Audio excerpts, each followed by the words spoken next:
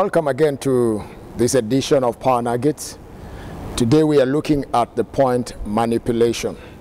One of the ways that you can respond to a prophecy is by avoiding being manipulated.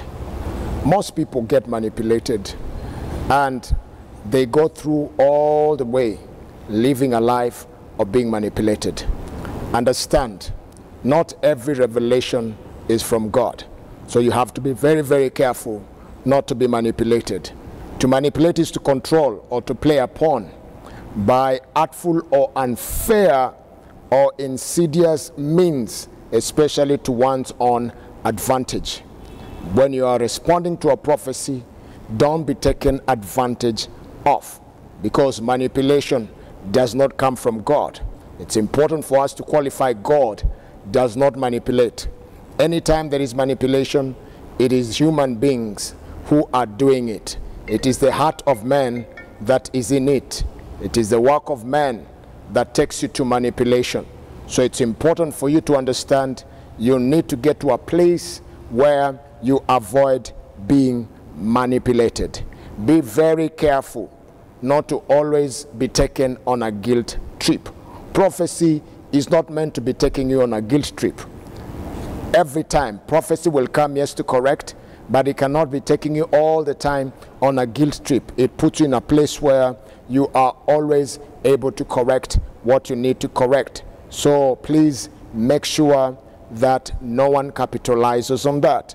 Also, be very careful to make sure that boundaries are not being violated. When a prophecy comes, it should not violate the boundaries.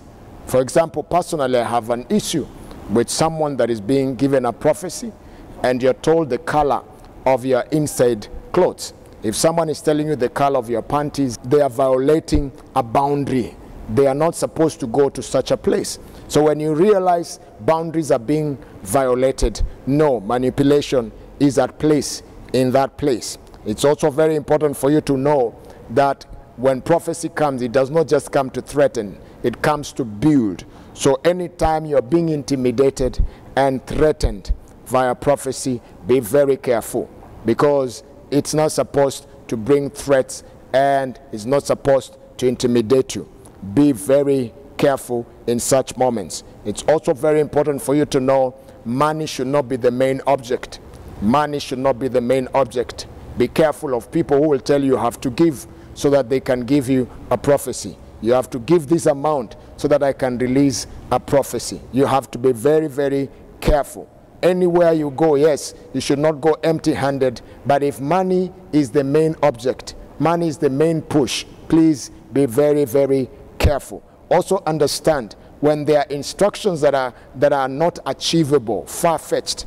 For example, someone tells you God is saying that you have to give a car, and you don't even have a car. You don't even own one, or you have to give this X amount of money for God to do something, and that one you know very well you don't have it. You have to get a loan to get it, and sometimes even your own bank cannot give you that loan. You have to be very careful in such moments. So avoid being manipulated. When you're receiving a prophecy, there is one prayer you need to make, because you might be asking, Pastor, what should I do? Tell God to fill you with the spirit of discernment. Tell God to fill you with the ability to know, that ability to recognize the source of the Spirit. When you recognize the source of the Spirit, you will know whether it is from God or not from God.